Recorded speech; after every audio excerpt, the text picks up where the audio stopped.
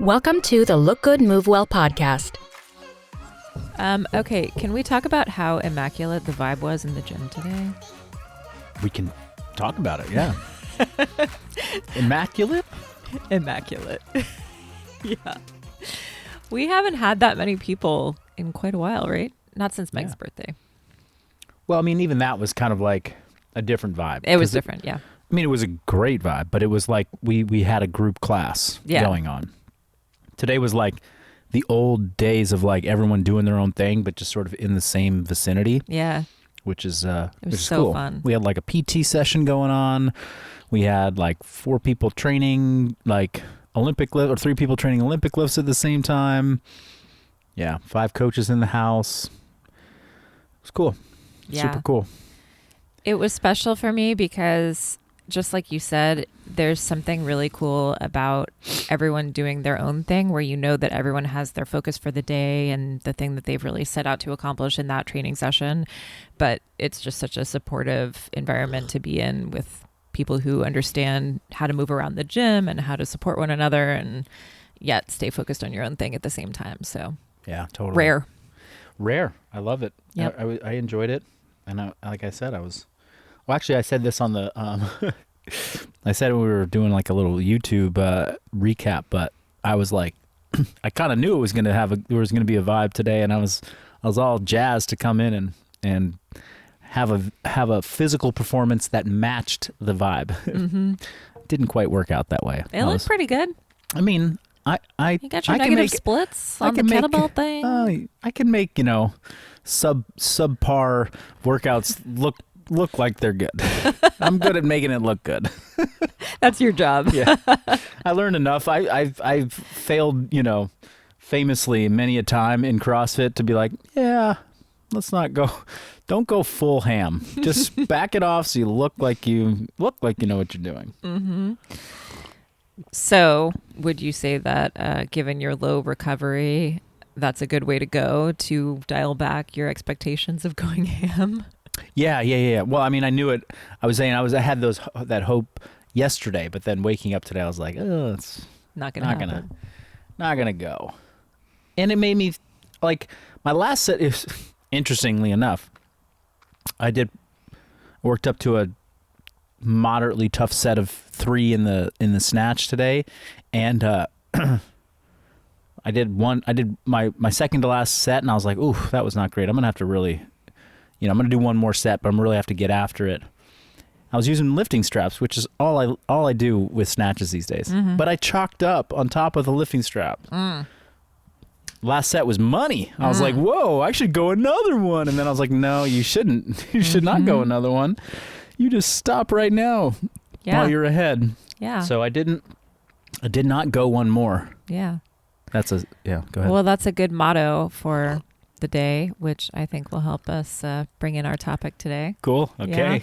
Yeah. There's a supplement company out there that's tagline is "Go one more." Go one more. I did not go one more. I today. think our motto is "Don't go one more." Don't go one more. It doesn't have the same ring to it.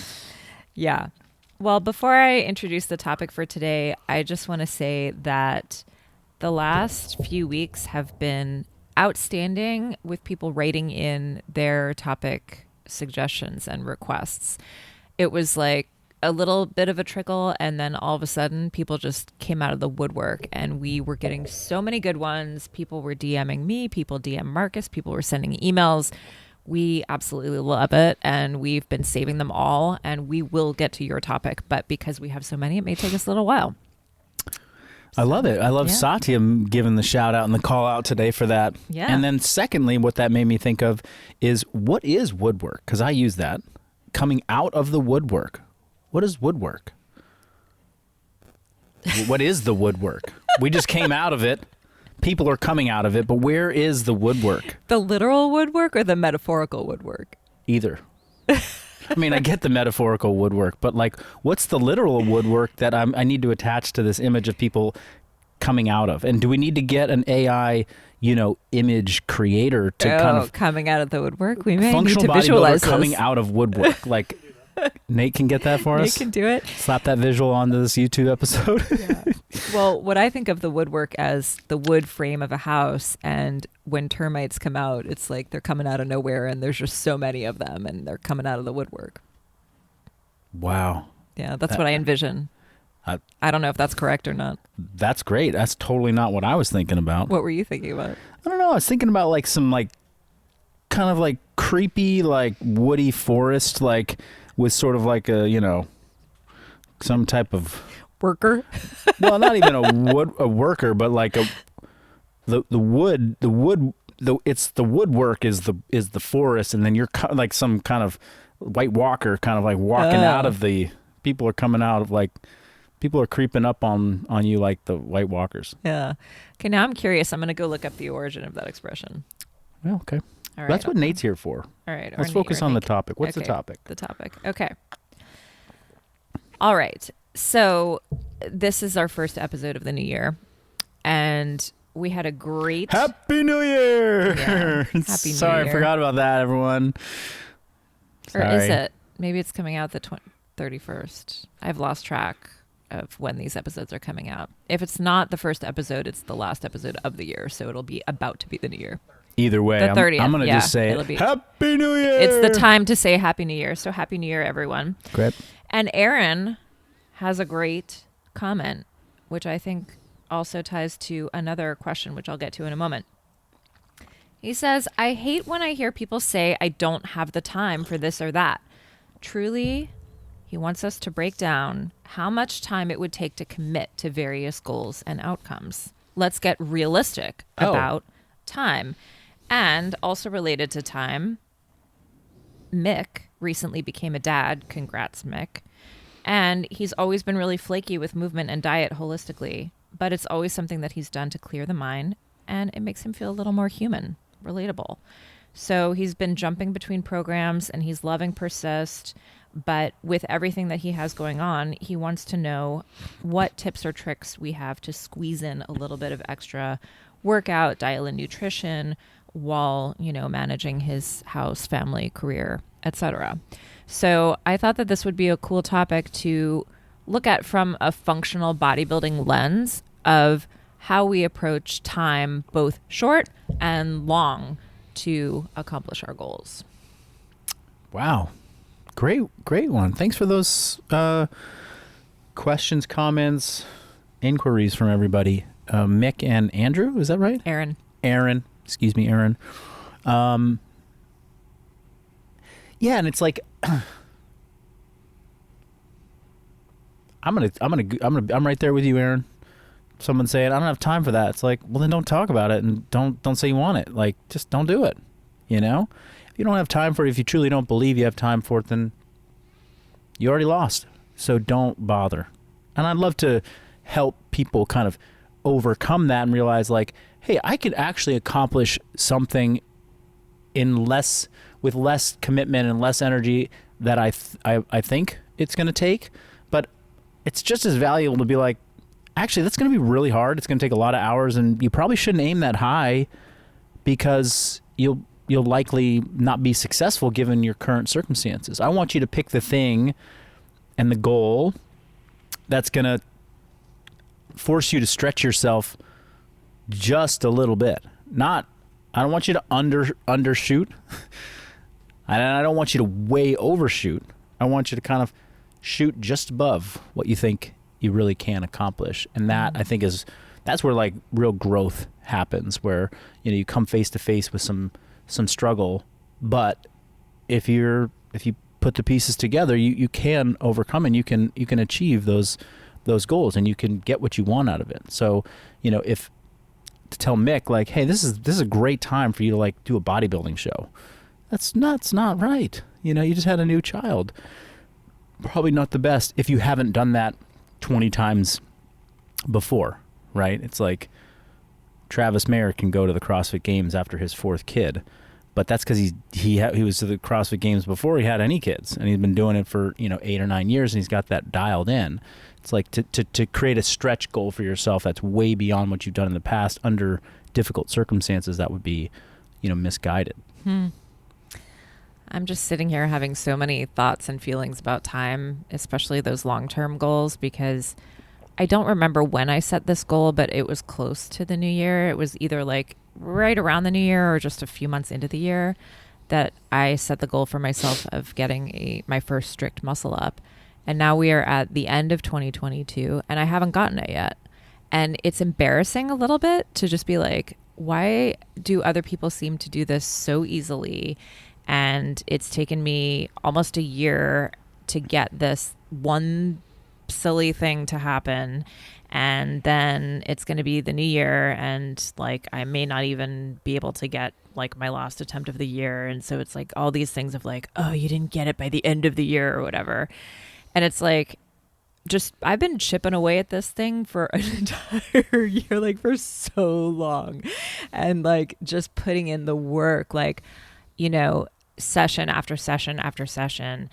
And then looking at it from the other side, I have gotten so much out of that goal for myself, and I've gotten so much stronger and have felt so motivated by it and have felt so aligned in my training, and have like really, to be honest, no doubt that I am going to get it someday. I don't know if it's going to be in 2023 or 2025, but like I'm going to get it.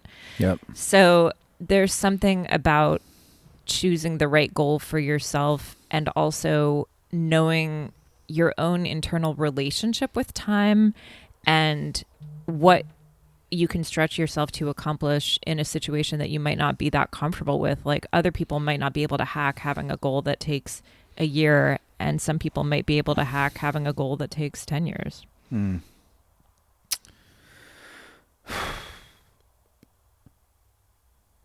What I was hearing too with what you said was, is there a way to go faster in your goal? Yes. You specifically. Yeah. Is there a way to go slower? Yep. Mm-hmm. And what is the thing that you would have to trade off to go faster? And what have you traded off to go as fast as you're going? Right. And because this was a thread on Slack within the company, it was like, what role could a coach have played to accelerate that? Like, you have a coach who's writing a great program. Yep. But was that coach there with you once a week doing skill practice and watching every move and see, no, that wasn't the circumstance. Mm-hmm. What's the trade-off? Well, you got to hire that coach to come. You got to pay for the personal training session. You got to, find the right coach that's really good at that in-person kind of connection. And would that have accelerated your progress? More than likely, yes. Yep. Would you have already gotten one? Sure. Or is with anything that you're trying to achieve for the first time, you don't even know what it feels like. You haven't done it. So you don't know how close you are. You don't know how it's like. It's not like, oh, I just snatched 95 and I'm trying to get to 100. I'm so close. Like, I know I can. Like, you build motivation through the act of making small progress. Whereas with the muscle up, okay, I'm getting stronger in my dip. I'm getting stronger in this. Like, you had that one day where you did an attempt and you got really close. Like, maybe that triggered motivation, but that happened only, 6 weeks ago. And like, but it's a little harder to sort of feel and see those like specific benchmarks coming. Mm-hmm. So yeah, it's really just there's always a way to go faster and there's always a way to go slower. Yeah. You could be far along in the process, or you could be further along in the process. I don't know there's rarely somebody who's ever been like, I did everything that I possibly could, to maximize and optimize everything. It's like, well, no, you haven't, because you don't have all the money in the world. And there are things, and not to say money is what's going to buy solutions, but if you're that dedicated, then you pour some more resources onto the fire. And Matt Fraser's like, I did everything in my power to be the best CrossFitter ever. And I want to believe him. And I'm like, do you have like a hard-shelled hyperbaric chamber in your house that you sleep in every day? Are you IV dripping? Maybe that's against the rules, but like, are you doing like something like from like this is going to cost a lot, like $20,000 a month to do. It's totally legal and it's totally appropriate, or like, allowed, but like it's a cost thing. Like, no, he wasn't doing that, So there's always something more that you could give. And and that's just to say, like, if you get caught in the game of thinking like, oh, I should have done more, it's like, there's always, you'll never be in a situation where you're like, couldn't have done anything. It's like, there's another thing to do, but it might just be the trade-off for that is just not conducive to your life. So it's like really starting to understand the time horizon that makes sense for how you want the whole balance of your life to feel. Yeah, absolutely. Like I could have gotten you elbow tendonitis, but on the road to a faster muscle up. Sure. We could have done that. Yeah. And we could have just totally stopped Olympic lifting for, the whole year, and you probably would have been able to focus better on that, and great. Sure. Add another training session in the week. Yeah. But give up something to do that. Exactly. Right. Yeah. What are you going to give up for that thing? Right. And with Mick, it's like, okay, yeah, we could do this thing, but are you ready to give up the time with your newborn? Are you ready to give up this? Like, no, because that's your priority. Yeah. Yeah, absolutely. And it's so important to, I think, know for yourself what makes you feel like you're moving forward, even if you are okay with that pace being slow. It's better to do a little something and just maybe stay connected to your body and do a little mobility, do a little strength work, do a little warm up. And I think that people do get caught in I'm not going to be able to do this to the level at which I want to move at the speed in my head, which is perfect, which is ideal, therefore nothing. Right. And so what is the little thing, or what are the options available to you on the menu, given that you always have to compromise one thing for another thing to put together a plan where you feel like you can make some progress? Yeah. Yeah, it's that saying, you got to love the journey, not the destination. Like if you find this way to like make the process that you're going through, however fast or slow it, like if you want to speed up to get to the goal, then guess what? You're going to arrive at this place where then you're going to be, you don't have a process, you don't have a goal anymore. Now what are you going to do? Like what's next? It's like, so getting in love with just like that process to get there, and that becomes in ways more fulfilling than the actual goal. That is like, I think that's, to me, that's like the true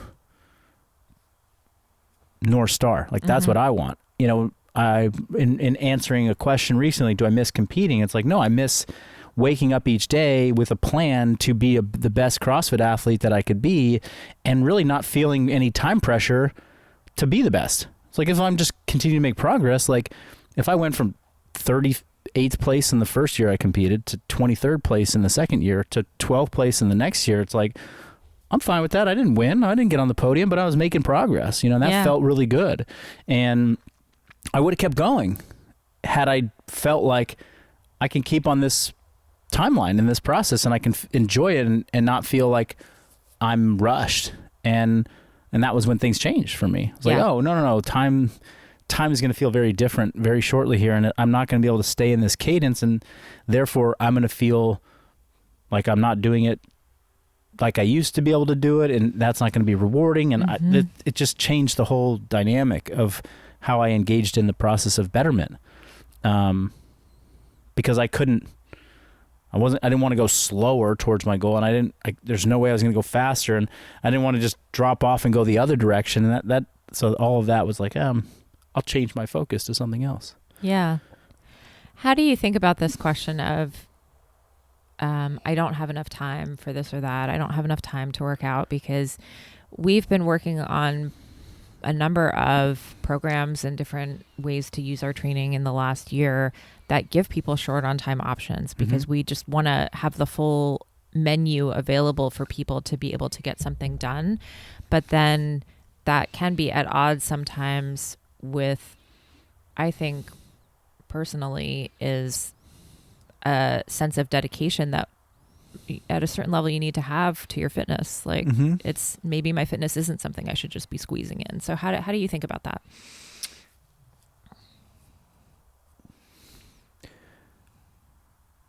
I guess I think what comes to mind for me is like the most painful obstacle that I have seen in my career as a fitness coach is when clients try to they're trying to base their decisions, their choices today on how they're going to approach their fitness and achieve fitness related goals to their former self 5, 10, 15 years ago. Because you're not the same person. Life circumstances have changed. Biology is changing. Like things are changing inside of you that you cannot rewrite and return to. This, I think, becomes a big driver of I don't have the time. I can't do this. It's like, well, yes, you can't do it the way you did it before. But that doesn't mean you can't do something that looks similar or really feels similar or achieves a similar outcome, a similar general goal. So it starts with, we got to reset, we got to wipe the slate clean. We have to really, rather than think about like specific outcomes, like it's more like, what do I want to get? If somebody's really struggling with this time thing and they're considering not even exercising because they don't have time for it, then this is like, okay, what do you want to feel from this? Okay, let's establish what that is. If you tell me that you want to be sub 10% body fat as a male and you're sitting at 30% and you're like, I don't have time for that, I might agree with you. Like, that's going to take a lot of time. That is being around fitness long enough, I can categorically bucket different goals and be like, yeah, that's a 30 plus hour a week, endeavor. This is a 5 hour a week endeavor. This is a 20 minutes a day endeavor. Like, which one is gonna, and if it's a 30 hour a week and you only have 5 a week to dedicate to fitness, then guess what? Like, let's just not pretend like that's real and that you can do that. Let's really put that in that doesn't work. But I think maybe a lot of people say like, oh, I want something that I used to be able to do when I had more time. I can't do that now. It's like, you're right. You might not be able to. Like, I can't compete in CrossFit to the level that I used to because I don't have 35, 40 hours a week to just train and recover and to focus on myself. Mm-hmm. Okay. But does that mean I can't enjoy some of the things that I did back then? Like, I can't train in that way, and I can't maybe create like a micro goal within my training to try and improve in, or that I can't potentially just shift my thinking and be like, well, what I really want is to feel like I'm confident and accomplished and like I have a process that I'm going through, and if I can make it happen in 7 hours a week, that's going to feel great. Yeah. And then I can focus on developing that, whatever that looks like. Yep. So yeah, I don't know if that answered the question, but I definitely think it's important to come back to like, are you comparing yourself to 5-10 years ago? Mm-hmm. If you are, then that might skew your perception of time and what it might take and what you have, what's reasonable. And then once you've kind of maybe overcome that hurdle, then the second hurdle is to, rather than say like, I want this specific thing to happen, it's like, what do you want the feeling to be like on the road to that specific thing? And how much time and energy with the help of somebody to guide you there, it's like, how long is that going to take? We had another Slack thread about, helping customers who have very specific goals, like outline how long it's going to realistically take. Mm-hmm. And I think that's totally doable with a very, experienced coach. Like, I have a client who was like, she's been on like a 6 month kind of more, actually it's more like closer to 4 months, like weight loss journey, fat loss journey. She's like, I'm ready to, this happened over the pandemic and I just not in the body that I want to be in. I want to adjust that. I have these kind of short-term goals. So we sort of we spent 4 months sort of like educating, like changing different behaviors and habits.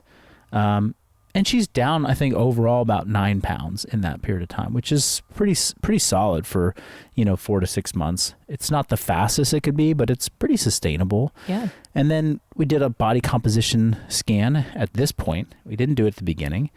And it illuminated like a little bit more of like the reality of how much weight she has potentially left to lose. Like, oh, well, this is how much muscle mass you have. This is how much body fat you have. Like, and it was kind of eye-opening. She's like, oh, wow, I want to lose. Like, I think I have another like 15 to 20 pounds to lose. And I was like, okay.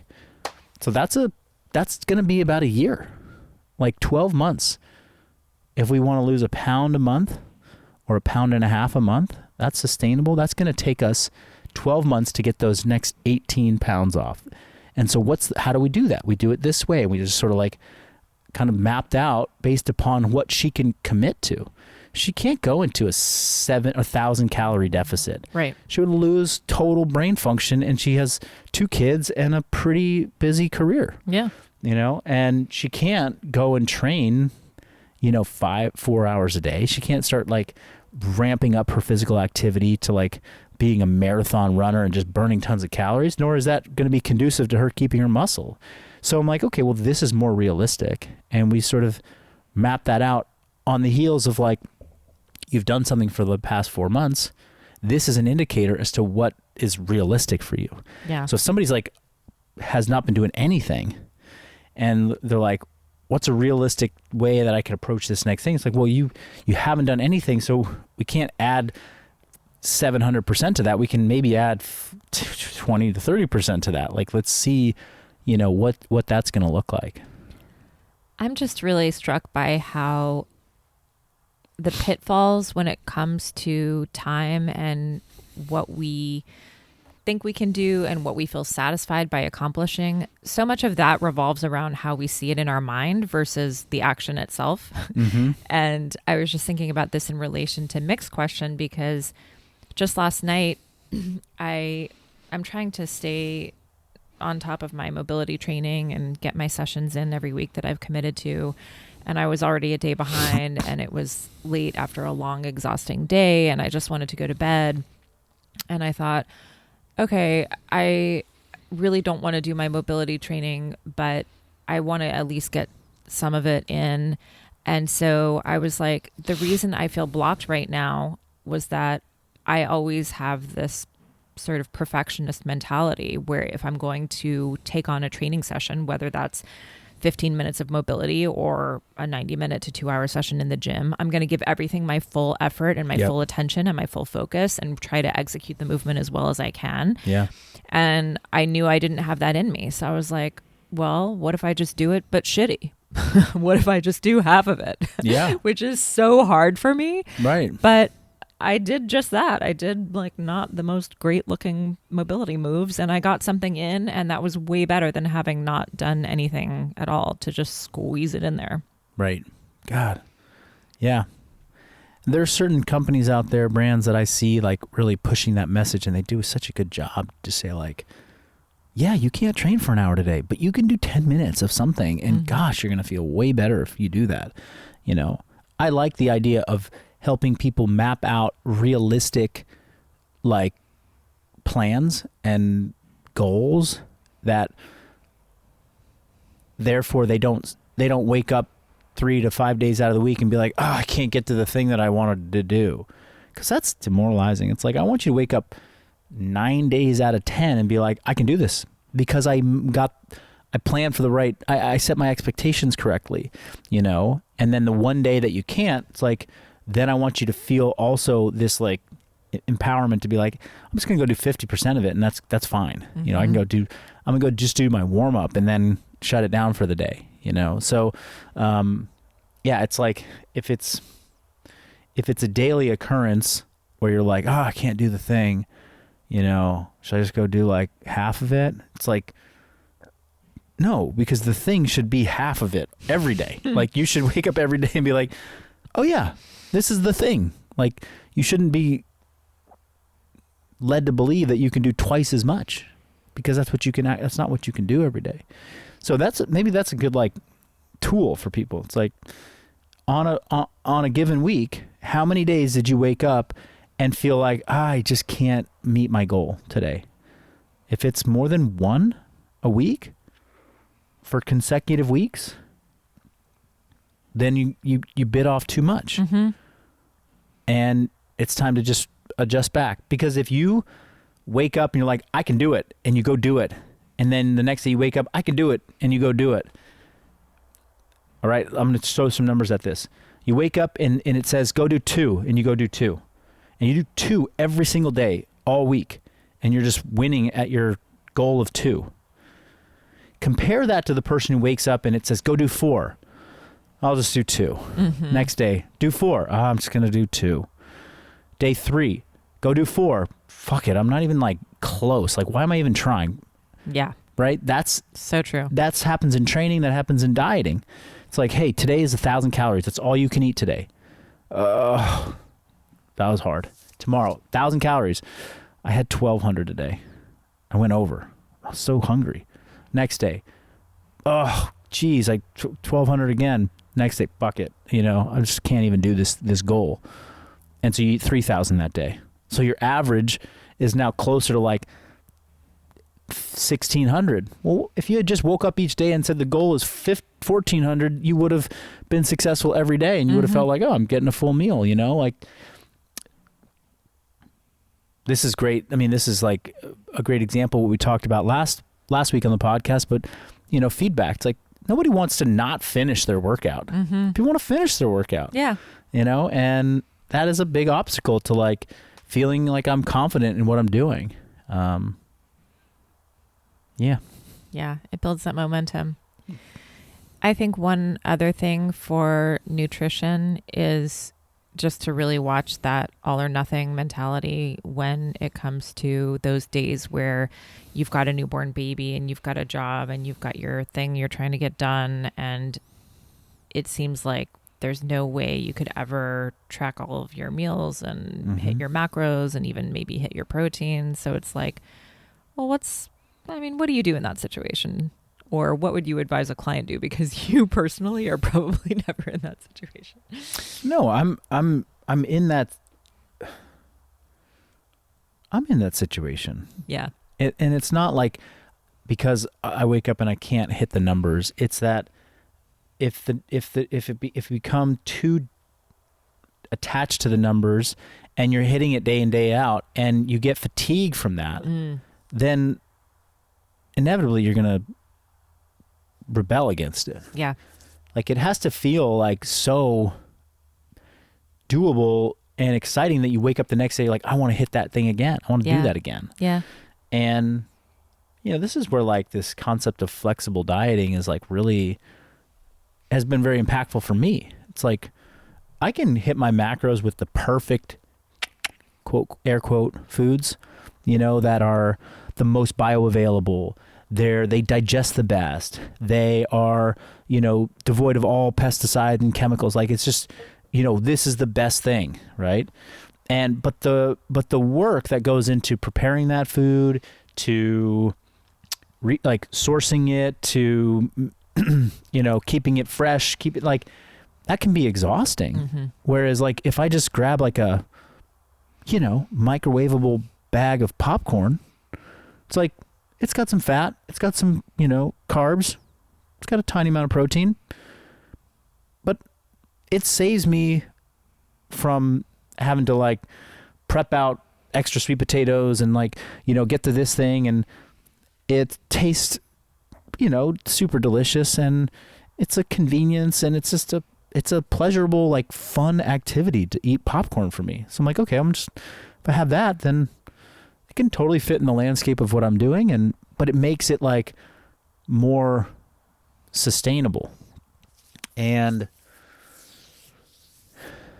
so that's maybe the going back to like the advice. It's like,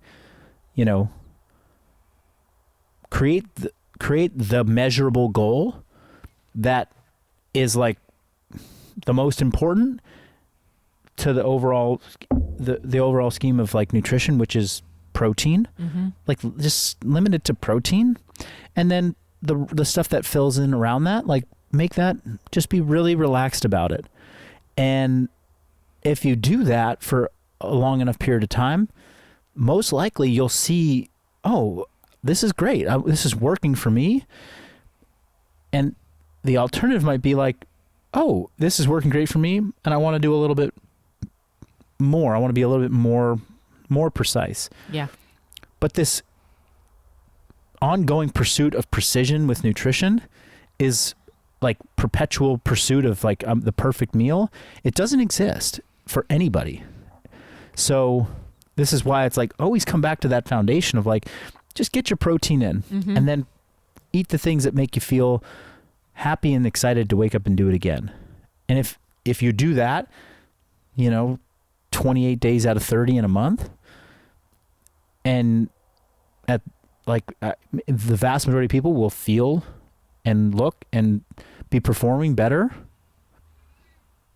then you've simplified, the process so much. And if you're one of the few people that gets to that point and you're like, I'm still putting on body fat, it's like, oh, well, most likely you're not hitting your protein numbers, but let's go back and really reevaluate. And if you're one of the few people that gets to that point and is like, I want to go the extra mile, like go for the extra mile, but not to the point where it makes you say, this whole thing's stupid. I'm going to stop caring about getting in my protein every day. Yeah. I think one more thing on the nutrition front, when you're in those situations where you're just completely squeezed at all ends on everything, is just to keep in mind that there are levers to pull, just like we were talking about with getting a muscle up faster or slower. There are things that you can change about the equation, such as if you are really short on time, you can probably pay more money and get great food brought to you. Yeah. Right. Or if you do have time, you can prepare ahead to set yourself up for when you don't. So looking at just those different things that you can do to think outside the box a little bit in terms of how to get things done when you feel very pressed. Yeah. That's, glad you mentioned that, and maybe this is a good place to close, but I just had somebody DMing me the other day, new dad, looking for like advice on, and I was like, sounds like you could use a meal prep service, get you 10 meals a week. You're going to get back so much time. You can spend that with your kid. Like, that sounds like a good move. And he was like, oh, I didn't think about that. I was like, yeah, I mean, it's going to cost some money, but like there are services out there that are pretty inexpensive. Like, I know that there are services out there, like, I mean, when I'm in a pattern of like buying like the highest quality foods that I can get my hands on, I'm sourcing all this stuff and then I'm cooking it, and like the time investment and the quality of the food ends up costing me more than the meal prep company. And I'm like, when I get to that point where I'm like, I should just get a meal prep company, I'm like, okay, I'm taking a little too far on the nutrition thing. I'm like, I need to go microwavable potatoes and mustard, and let's just fucking, not the organic kind. Let me get the $1 a pound sweet potatoes, and, change that dynamic a little bit, because I'm starting to invest too many resources into this thing that there's no perfection to it. You will never arrive at perfection. Yeah. I used a meal prep service for the last 3 weeks of December because I know I'm crunched. Hell yeah. Yeah. Right on. Well, shout out to any meal prep companies that want to hook us up right now. Yeah. We have a gap in our sponsorship needs. You can sponsor me. You can sponsor Satya and Nate. Nate is looking for that. And me too. I mean, hit me up with some meat and some potatoes and some mustard and a side of mustard. All right, everyone. Thanks for joining us. That was a good long episode. Anything last to say? Happy New Year. Happy New Year. Bye. Bye.